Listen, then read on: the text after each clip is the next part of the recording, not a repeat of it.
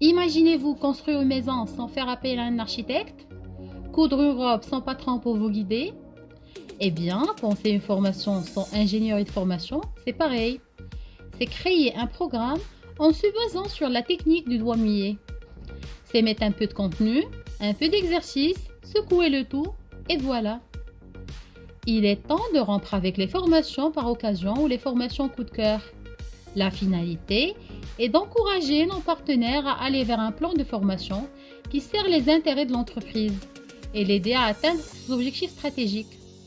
Avant d'aborder le sujet en détail, il est légitime de se demander: qu'est-ce qu'une ingénierie de formation? Comment la structurer? Quelles sont les étapes à suivre pour la réussir? Existe-t-il de bonnes pratiques et nouvelles tendances en matière d'ingénierie de formation? Nous allons cheminer ensemble tout au long de cette séquence pour tenter d'apporter des réponses à ces questions. Le capital humain, à l'instar des autres capitaux, doit être entretenu, fructifié et développé. La formation en cours d'emploi est un excellent moyen pour doter ce capital des outils nécessaires pour développer leur flexibilité et leur autonomie. Pour que la formation puisse permettre l'optimisation du capital humain, elle doit être abordée de façon structurée et doit répondre à des objectifs stratégiques qui sont au service de la politique de l'entreprise, ce qu'on appelle une ingénierie de formation. Alors, comment peut-on définir une ingénierie de formation?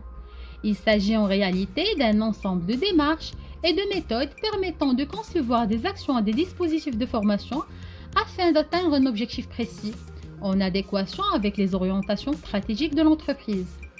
Sa mise en œuvre au sein d'une organisation vise le développement des compétences d'un apprenant dans le cadre d'un projet de formation. Elle comprend l'analyse des besoins de formation, l'élaboration ensuite d'un plan de formation, la conduite de l'action de formation et l'évaluation des effets de formation, ce qu'on a baptisé la démarche accord: analyser, concevoir, réaliser et évaluer. Avant d'expliquer la démarche accord, il est impératif de lister les 3 niveaux sur lesquels repose toute l'approche d'ingénierie de formation.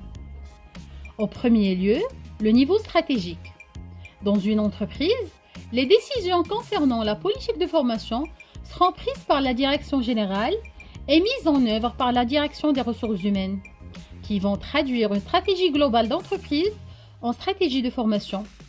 Il s'agit d'avoir une véritable vision à long terme, une stratégie de formation comprenant des objectifs par an, un portefeuille de compétences, un plan de carrière et les besoins en mobilité interne.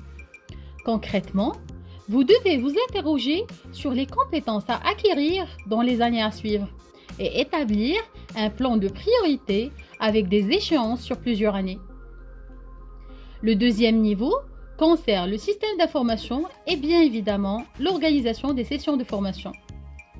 Cette mission est confiée aux responsables de formation qui coordonnent les projets de formation en partenariat avec des acteurs internes, des assistantes administratifs, des collaborateurs et des stagiaires de formation.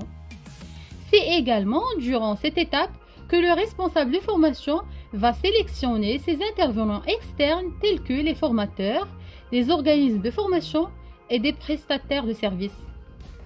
Le troisième niveau va comprendre la réalisation des scénarios pédagogiques et la mise en application des méthodes choisies précédemment. Les acteurs impliqués dans ce niveau sont ceux qui vont piloter de manière opérationnelle les sessions de formation. En acteurs externes, on peut citer les formateurs, les concepteurs pédagogiques et les intervenants internes sont les stagiaires.